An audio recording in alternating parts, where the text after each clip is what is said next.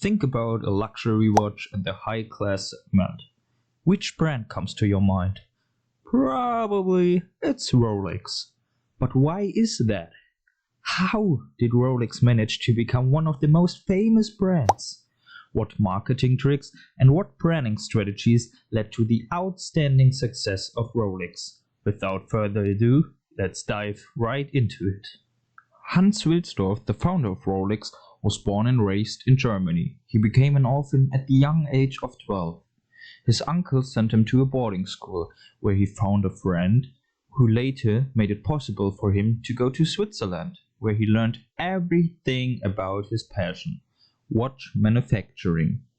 In 1903, Wilsdorf moved to England due to job reasons. In England, he also founded 2 years later his company with Alfred Davis, named Wilsdorf and Davis, which later was renamed to the Rolex Watch Company Limited. During this time, Wilsdorf was already starting to produce wristwatches, even though pocket watches and watches bound to a necklace were the standard. Wilsdorf stated later that he was seeking for a brief and easy to remember brand name. He tried to find letters of the alphabet which are easy to pronounce as a combined word in every language and would look elegant on a dial. Let's have a quick look at how Rolex started.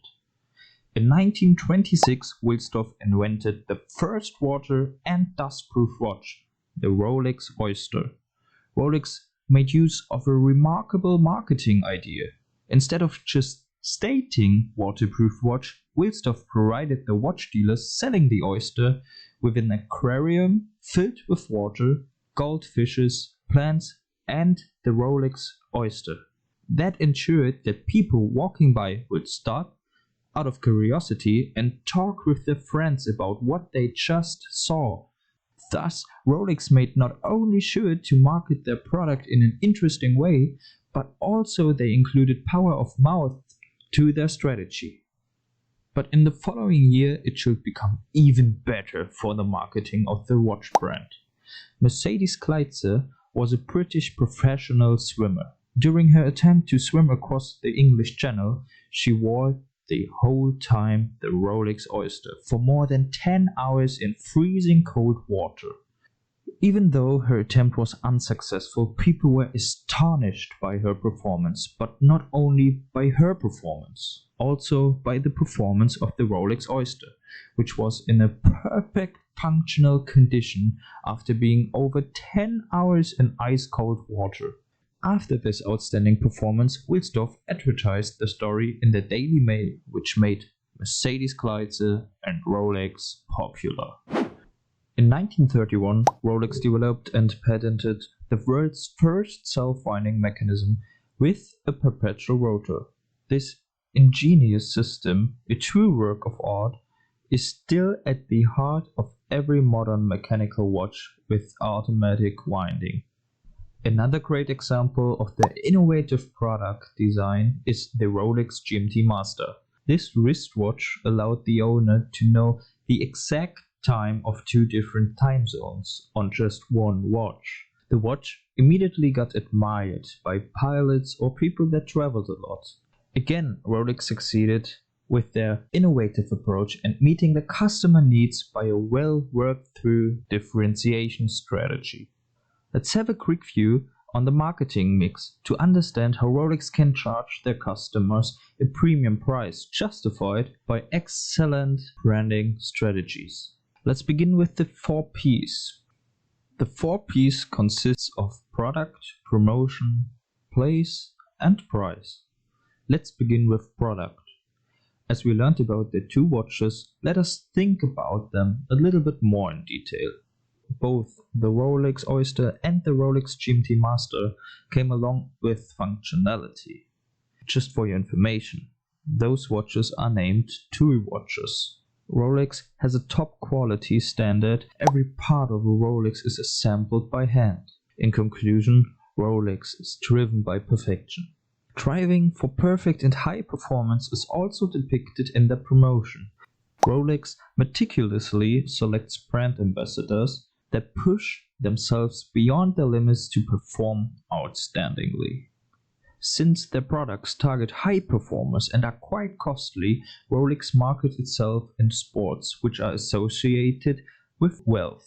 For example, tennis, golf, and Formula One. This does not only come along with their branding, but also sponsoring, for instance golf, ensures that Rolex is meeting the right target group, a target group which can afford their product. The next P is place. Rolex distributes its products only through exclusive partners. Buying a Rolex watch in a store does not only give you the Rolex watch, but also a 5-year worldwide guarantee.